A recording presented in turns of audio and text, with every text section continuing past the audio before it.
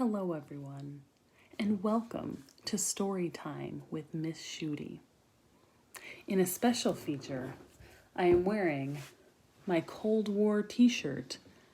It says Cold War Bros, and it's a picture of Gorbachev and Reagan playing the electric keyboard together. You're welcome. I wanted to record a TikTok, which I just discovered. Turns out they're super fun. Alas, there is a time limit. So my YouTube video it is. Today, we will be reading The Butter Battle Book by Dr. Seuss. A Cold War analogy that's timeless. Here we go. You know what? I'll give you a moment to settle in. Get comfy. Put on a hoodie. Grab a soda. Maybe a cookie. Get comfy. It's story time. Here we go.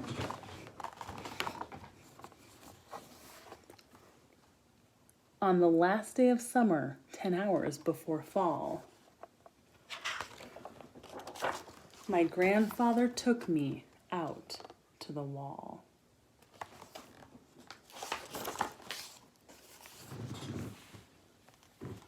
For a while he stood silent, then finally he said, with a very sad shake of his very old head, "As you know, on this side of the wall we are Ukes, and on the far other side of the wall live the Zooks." Then my grandfather said, "It's high time that you knew of the terribly horrible things that Zooks do. In every Zook house and in every Zook town, every Zook eats his bread with the butter side down." What? But we Ukes, as you know, when we breakfast or sup, we spread our bread, Grandpa said, with the butter side up. "It's the right way, the honest way." Grandpa gritted his teeth. "So you can't trust a Zook who spreads bread underneath. Every Zook must be watched. He has kinks in his soul. That's why as a youth I made my goal watching Zooks for the Zook watching Border Patrol." The propaganda sign says, "Ukes are not Zooks. Keep your butter side up." In those days, of course, the wall wasn't so high, and I could look any Zook square in the eye. If he dared to come close, I could give him a twitch of my tuft prickle snickberry switch.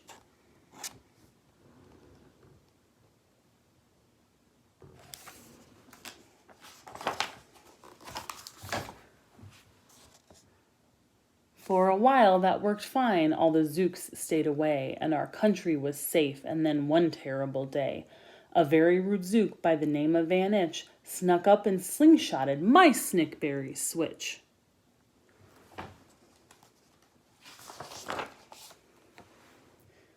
With my broken off switch, with my head hung in shame, to the chief Ukaroo's office I came, in great sorrow I came.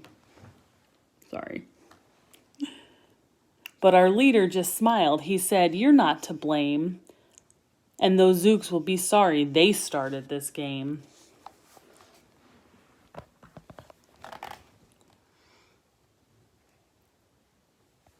There we go.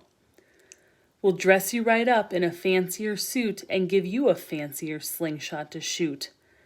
And he ordered the boys in the back room to figure how to build me some sort of triple sling jigger. With my triple sling jigger, I sure felt much bigger. I marched to the wall with great vim and great vigor, right up to Vantage with my hand on the trigger. "I'll have no more nonsense," I said with a frown, "from Zooks who eat their bread with the butter side down." Vantage looked quite sickly. He ran off quite quickly.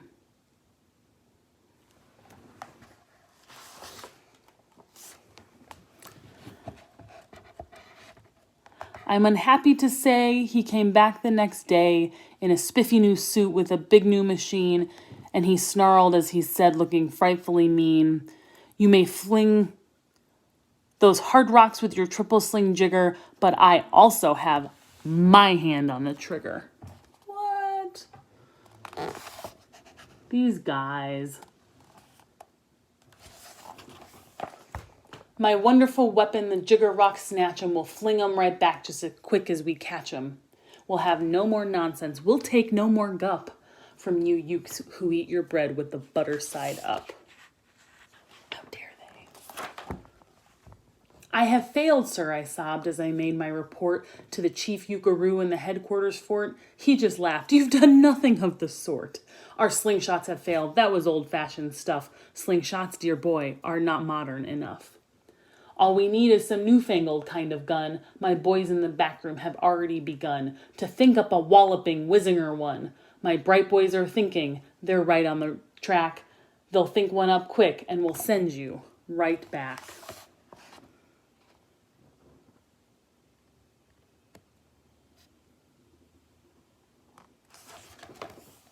This is the most exciting lesson you're going to have all week. They thought up a great one. They certainly did. They thought up a gun called the Kickapoo Kid, which they loaded with powerful poo-a-doo powder and ants' eggs and bees' legs and dried fried clam chowder. And they carefully trained a real smart dog named Daniel to serve as our country's first gun-toting spaniel. Then Daniel, the Kickapoo Spaniel, and I marched back towards the wall with our heads held up high, while everyone cheered, and their cheers filled the sky. Fight! Fight for butter side up! Do or die! Well, we didn't quite do and we didn't quite die, but poor Daniel and I sure got worsted. But we sure did get worsted, poor Daniel and I. Vantage was there too. And he said, the old pig, the boys in my back room invented this rig, called the 8-nozzled elephant tote bootin'. I'm not rewinding, so starting over. Well, we didn't do and we didn't quite die, but we sure did get worsted, poor Daniel and I. Vantage was there too, and he said, the old pig, the boys in my back room invented this rig, called the 8-nozzled elephant-toted boom Blitz. It shoots high-explosive sour cherry stone pits, and will put your dumb Kickapoo kid on the fritz. Poor Daniel and I were scared out of our wits. Sorry, that was rough. This is my first time reading a book on camera. Once more by Vantage, I was bested and beat. Once again I limped home from the wall in defeat. I dragged and I sagged. My spirits were low as I thought they ever could go. And then I heard a boom-ba and a diddle-dee-dill, and our butter-up band marched up over the hill. Hi. The chief Ukaroo had sent them to meet me, along with the right side song girls to greet me. They sang, "Oh, be faithful, believe in thy butter," and they lifted my spirits right out of the gutter.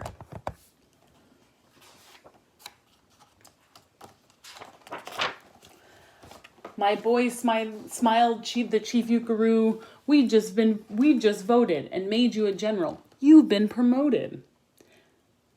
Your pretty new uniform is ready. Get in it. The big war is coming. You're going to begin it. And what's more, this time, we're certain to win it.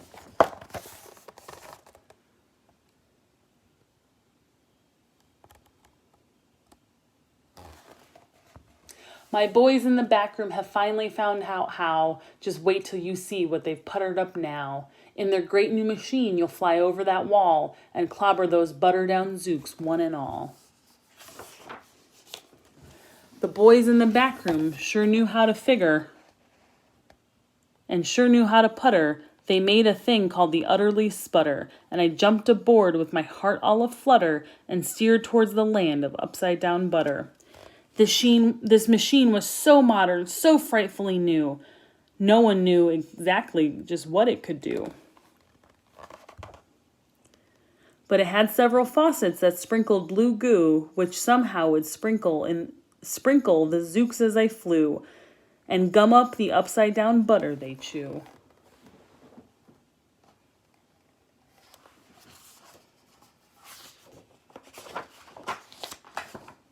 I was racing pell-mell when I heard a voice yell, "If you sprinkle us Zooks, you'll get sprinkled as well!" Vantage had a sputter exactly like mine. He yelled, "My blue gooer is working just fine. And I'm here to say that if Ukes can goo Zooks, you'd better forget it, 'cause Zooks can goo Ukes." I know, right? I flew right back home, and as you may have guessed, I was downright despondent, disturbed, and depressed. And I saw, just as soon as I stepped back on land, so were the girls of the Butter Up Band. The chief drum majorette, Ms. Yuki Ann Sue, said that was a pretty sour flight that you flew, and the chief Yukaroo has been looking for you.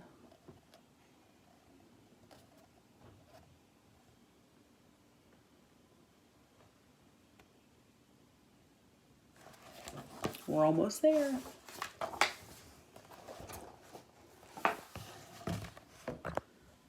Whee! I raced to his office. The place was a sight. "Have no fear," said the chief. "Everything is all right. My bright backroom boys have been brighter than bright. They've thought up a gadget that's newer than new, is filled with the mysterious mookalakamoo, and can blow those Zooks clear from here to Salamagoo. They've invented the Bitsy Big Boy Boomeroo. You just run to the wall like a nice little man, drop the bomb on the Zooks just as fast as you can. I have ordered all Ukes to stay safe underground while the Bitsy Big Boy Boomeroo is around."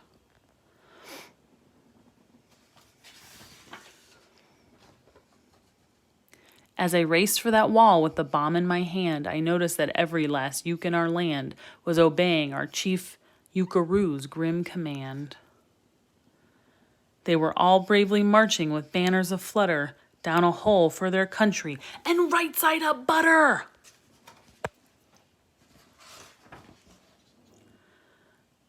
That's when Grandfather found me. He grabbed me. He said, "You should be down that hole, and you're here instead.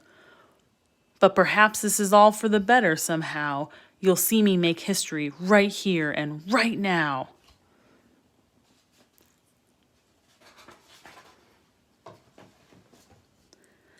Grandpa leapt up that wall with a lopulous leap. He cleared his hoarse throat with a bopulous beep. He screamed, "Here's the end of that terrible town, full of Zooks who eat their bread with the butter side down." At that very instant, we heard a clup, clup on the feet of the wall, and old Vantage clumped up. The boys in his room had made him one too. In his fist was another big boy Boomeroo. "I'll blow you," he yelled, "into pork and wee beans. I'll butter side up you into small smithereens." Last page. "Grandpa," I shouted, "be careful. Oh, gee. Who's going to drop it? Will you or will he?" "Be patient," said Grandpa. "We'll see. We'll see."